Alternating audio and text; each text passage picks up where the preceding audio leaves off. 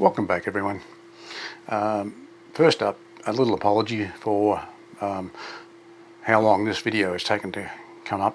I've had a few health issues recently, and I'm getting on top of them now, and so I'll start ramping the videos up again in the future.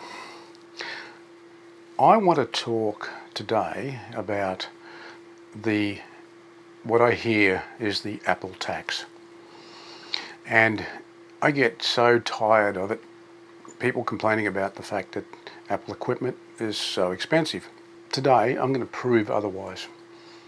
During my 60 plus years of life, I have learnt that it is better to buy quality equipment and pay up front for it, rather than buy cheap equipment that's inexpensive but cheaply made. And over the long haul, you get better value for money for quality product. And as far as I'm concerned, Apple make quality products. And I'm going to prove it. So over here, I have a MacBook Pro that is, let me grab my notes, early 2011. And this machine has been flawless. The only modification I've made to it, I've forgotten, it's so far back now, that I put an SSD in it. I took the spinning drive out of it and put an SSD. This machine is, 12 years old. And here it is today. Basically, I fired up Premiere, which is installed on this machine, CS5 I think, to open up an old project from 2011 to render it out. And I'm not doing it for this video. This is what prompted me to this is what prompted me to do this video. I had a request from someone looking for an old school concert. So here we have a 2-hour school concert being rendered out from Premiere on this machine. 2011. It's 12 years old, still going. To me, this is one of the prime examples of how good the Apple product is. So let's go and have a look over here. Here is my iMac from mid-2010. It's basically 12 years old as well. So give or take, between those two machines, we're looking at 11 to 12 years old. The only change that I've made to this machine, just like the MacBook Pro, I've taken out the spinning hard drive and put an SSD in. And again, I did it so long ago I've forgotten just when. This is an i7. This was a top of the line, high spec iMac of 2010, and it is still functioning. We use it mainly for our office work now, for the accounting and so forth, but I've got all the major programs installed on it. It's running High Sierra and keeps ticking over. And back in the early days, this machine was working red hot, rendering files on a regular basis. I mean, I worked this thing hard. Again, I mean, I think I remember I paid about $4,000 for it. And if you I did the figures before. If you amortize that over 12 years, you're looking at something like $6 a week, something like that. And as the longer it goes on, the cheaper it gets. So look, these two machines by themselves tell me that they're quality. But then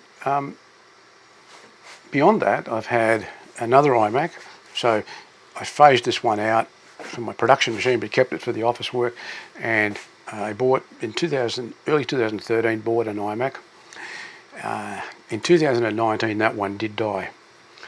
But, and this is the thing to remember, that iMac was being used at the peak of my business. So I started the business in 2008. I'm now looking at tapering it off a little bit, or more than just a little bit, but we're doing nowhere near the work we used to do. During the heyday, that 2013 Mac was working day in, day out. Actually, day in and night continuously. I mean, it was a phenomenal machine. And the fact that it lasted 7 years and then something died it was a major component, forced me to then get the 2019 iMac, which I'll show you now. This brings us now to the 2019 iMac. So this is my current machine. I also have a 2015 MacBook Pro over there. I'll show you that in a minute. And again, these two work together. So how I tend to work, I buy two machines at one time. I'll have an iMac and a MacBook Pro. So I can work in the office and I can also work remotely with clients with the relevant machine. And this here is the 2015 MacBook Pro. A very fine machine. Again, so that's now 15, 16, 5, 6, 7, that's 7 years old. You know, and I still use this. I was out this week with a client rendering a multi-camera, so one track of 4K, two tracks of HD in the multi-cam edit. Not an issue. And again, these two work together. So how I tend to work, I buy two machines at one time. I'll have an iMac and a MacBook Pro. So I can work in the office and I can also work remotely with clients with the relevant machine. From my perspective, running a business, the Mac product line has been a perfect fit for me. And what tax are we talking about?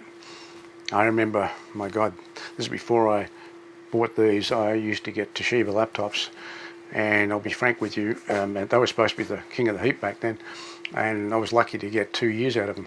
The purpose for this video is to show you that I believe the Apple tax that people rave about or complain about does not exist.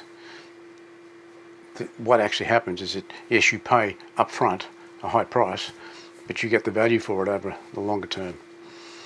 And I think I'll leave it at that.